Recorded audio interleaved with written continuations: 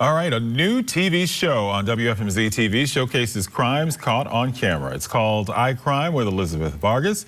You can watch weekdays at 11:30 right before 69 News at noon. I talked with host Elizabeth Vargas to find out what the show is all about. Hi, Elizabeth. Congratulations on your new show, iCrime with Elizabeth Vargas. Thank you so much. We're really excited to have it on your station in Philadelphia.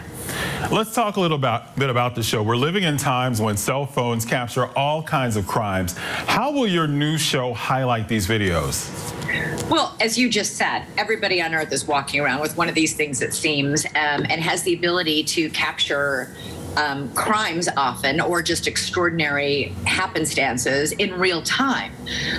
It's completely changed the landscape of newscasts and in the way crimes in this country are prosecuted and people are brought to justice. I think we both know from covering so many trials, I've been a journalist for more than 30 years now, that there's not eyewitness testimony is actually incredibly unreliable. There is nothing more reliable than actual videotape of what happened.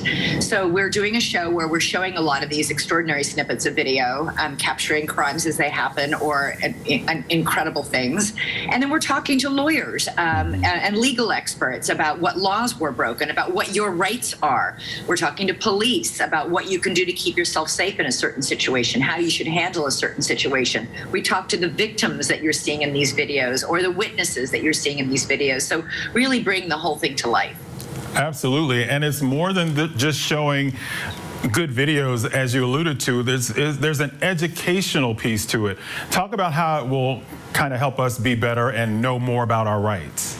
Well, for example, when you have every right to videotape or to record on your cell phone, to record a video of a police officer, for example, making arrest. You do not have the right to interfere in any way with that arrest, which might mean you might have to step back. We've talked to police officers and to lawyers about what your rights are. A couple of times we see in videos, police officers order somebody, stop recording, turn the camera off. They do not have the right to do that. However, you don't have the right to in any way interfere with that arrest process.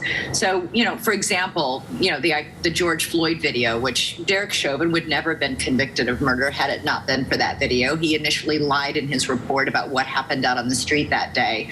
The young woman who took that video very smartly stood back on a corner and rolled on the entire thing. She did everything legally and properly. Some of the videos that we'll show on this show people not acting legally and properly, actually trying to interfere in an arrest. And that's a good way to get yourself arrested. That is not okay. Right. Now, how are you able to track down people who record these videos? Because you said you interview victims sometimes. Do you get these people by working with police? We get these people sometimes from the videos themselves. People post videos, and often of themselves or of people they know. In many cases, there is a police report attached to whatever the video shows, so we can call the police and get the lowdown on who was arrested, who was charged, what the charges are. We'll call the court system to find out what the adjudication is of those charges.